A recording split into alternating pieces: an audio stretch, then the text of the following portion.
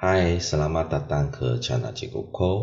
Jadi hari ini kita sambung sains tingkatan 5, bab 8, daya dan tekanan.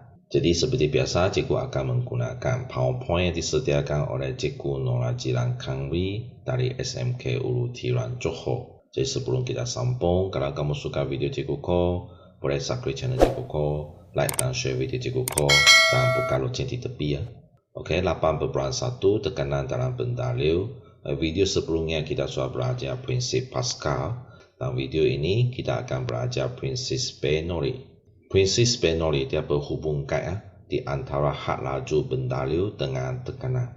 Jadi kamu boleh perhatikan gambar ajar ini yaitu 8.10. Tekanan bendalio adalah sama pada bendalio yang tidak mengalir.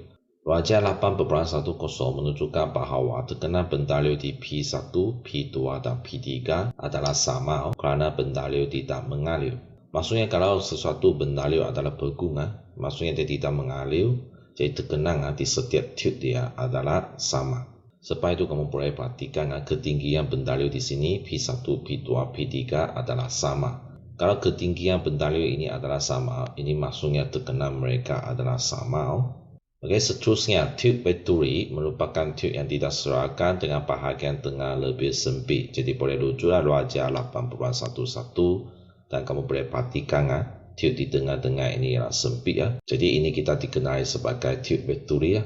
Dan ruajar 8.11 apabila bendalio mula mengalir, had laju bendalio di P2 di sini adalah lebih tinggi daripada had laju bendalio di P1 dan P3. Semakin sempit bahagian tube Bernoulli, semakin rendah tekanan dalam bendalio yang melalui bahagian yang sempit ini. Hal ini dikenali sebagai kesang Bernoulli. Jadi kalau kamu perhatikan gambar ajar ini 8.11, jadi apabila bendalio mula mengalir dan kamu dapati bahawa bahagian yang sempit ini, ketinggian bendalio itu dia jauh lebih rendah berbanding dengan kawasan di tepi dia. Jadi kalau ketinggian bendalio ini semakin rendah, maksudnya di kawasan itu tekanan dia pun semakin rendah. Sebab kawasan yang sempit ini, bendalio dia akan mengalir dengan lebih cepat. Jadi macam mana hubungkan antara had laju bendalio dengan tekanan? Maksudnya semakin laju bendalio itu mengalir, maksudnya semakin rendah tekanan dia. Ataupun semakin rendah ketinggian bendalio itu. Jadi cikgu ulang sekali lagi di sini. Semakin cepat bendalio itu mengalir, semakin rendah tekanan ataupun semakin rendah ketinggian bendalio itu di kawasan itu. Jadi konsep tadi itu kita namakan sebagai prinsip Bernoulli. Apabila bendalio melalui kawasan sempit, had laju bendalio akan meningkat dan tekanan di kawasan tersebut berkurang. Hal ini dikenali sebagai prinsip Bernoulli. Seterusnya kita tengok aplikasi prinsip Bernoulli dalam kehidupan harian. Prinsip Bernoulli menyatakan bahawa bendalio yang bergerak dengan had laju tinggi akan menghasilkan tekanan yang lebih rendah pada kawasan itu. Jadi ini sama dengan cikgu yang cakap tadi lah. Semakin cepat bendalio itu mengalir pada kawasan itu, semakin rendah tekanan pada kawasan itu. Jadi aplikasi prinsip Bernoulli yang pertama iaitu bentuk aerofoil sayap kapal terbang. Bentuk sayap kapal terbang ini kita namakan sebagai bentuk aerofoil sayap kapal terbang.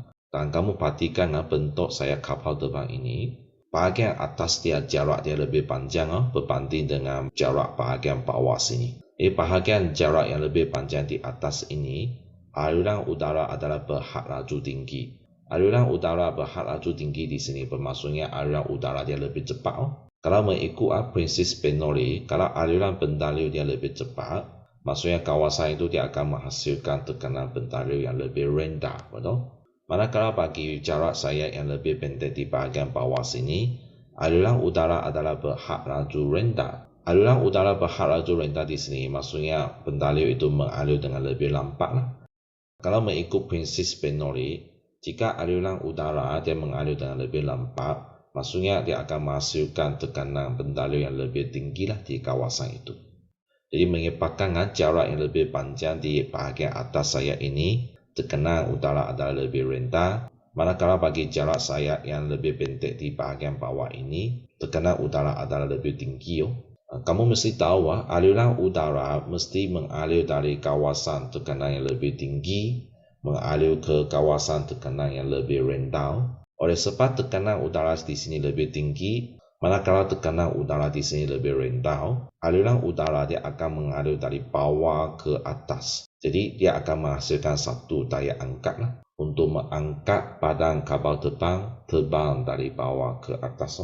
Jadi daya angkat yang dihasilkan oleh sayap sebuah kapal terbang dihasil daripada bentuk aerofoil dan sudut seram.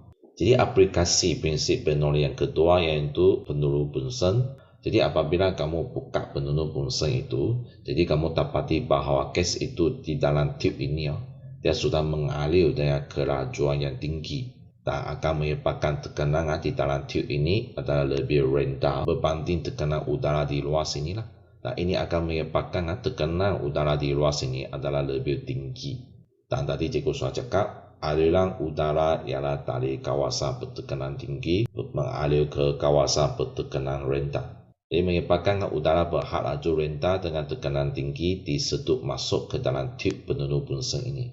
Dan aliran campuran gas dan udara berjaya berlaku. Lepas itu kamu nyalakan api di sini, api akan berjaya dinyalakan di bahagian atas penurun Bunsen ini. Okey, seterusnya ialah helikopter. Jadi sama juga apabila sayap ini berputar, jadi aliran udara di sini akan menjadi berhad laju tinggi.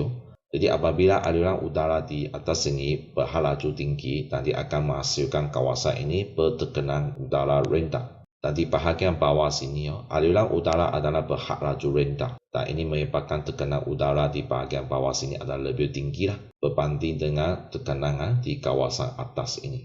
Dan pembezaan tekanan di atas dan bawah ini, dan aliran udara mesti mengalir dari kawasan tekanan yang tinggi mengalir ke kawasan tekanan rendah. Jadi dia akan menghasilkan satu daya angkat. Jadi apabila daya angkat dihasilkan, jadi helikopter dia boleh terbang dari bawah ke atas.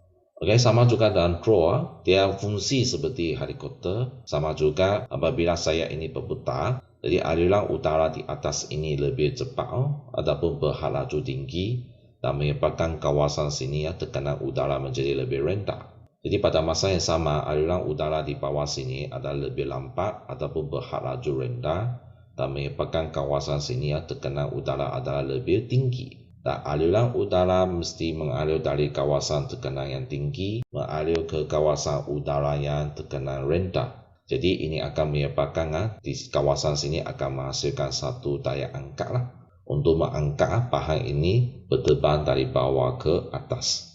Okey, aplikasi prinsip Bernoulli yang terakhir, garis keselamatan di tepi lantasan stesen kereta api. Jadi kalau kamu pernah pergi ke stesen kereta api MRT ke LRT ke, okey, kamu dapati bahawa di tepi sini ada satu garisan keselamatan, biasanya berwarna kuning. Dan ini ialah memberitahu kamu semasa kamu menunggu kereta api sampai, dan kamu mesti berdiri di belakang garisan keselamatan ini. Tidak boleh berdiri terlalu depan ataupun terlalu dekat dengan kereta api. Sebab kenapa? Sebab bahaya. Macam mana dia bahaya? Okey, kita tengok. Jadi apabila kereta bergerak, dia akan menghasilkan aliran udara, betul? Jadi aliran udara adalah berhad laju tinggi dan tekanan udara adalah rendah di kawasan antara kereta api yang bergerak laju dengan orang yang berdiri berdekatan. Besar kemungkinan jika terdapat orang yang berdiri melepasi garisan keselamatan, orang itu akan ditolak oleh daya ke arah kereta api yang sedang bergerak. Oleh itu, elakkan berdiri melepasi garisan keselamatan. Apabila kereta api bergerak, dia akan menghasilkan satu aliran udara yang berhad laju tinggi di antara kereta api dengan orang yang berdiri di sini, dan akan menyebabkan kawasan tekanan udara di sini adalah menjadi lebih rendah.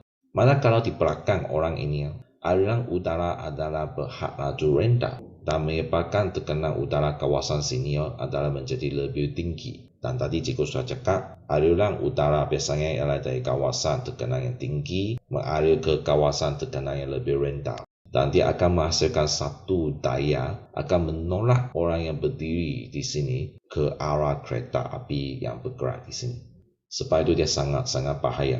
Sebab itu di stesen kereta api dia mesti ada satu garisan keselamatan yang berwarna kuning ini untuk mengingatkan kamu supaya berdiri di belakang garisan keselamatan ini supaya ada satu jarak di antara kamu yang berdiri dengan kereta api yang bergerak.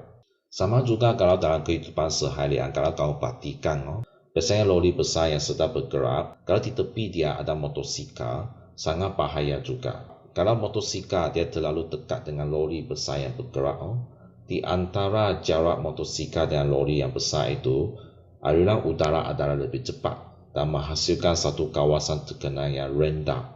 Manakala tekanan udara di luar pemandu motosikal adalah berhad laju rendah dan menghasilkan kawasan yang tekanan yang tinggi. Jadi kesan dia ialah dia akan menghasilkan satu daya juga seperti daya ini menolak pemandu motosikal ke arah lori yang besar itu. Sebab itu prinsip Bernoulli ini mesti diketahui oleh pemandu, sama ada pemandu lori ataupun pemandu kereta atau pemandu motosikal. Terutama mereka nak memotong pemandu motosikal. Jangan memotong terlalu dekat dengan pemandu motosikal. Jadi video ini sampai sini saja.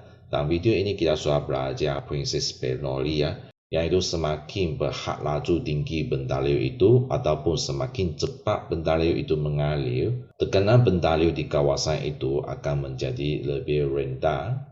Selepas itu kita pun belajar 5 aplikasikan prinsip Bernoulli dalam kehidupan seharian kita. Jadi kalau kamu suka video Cikgu Ko, boleh subscribe channel Cikgu Ko, like dan share video Cikgu Ko, dan boleh buka lonceng di tepi ya. Jadi kita jumpa lagi pada video yang seterusnya, oke? Bye bye.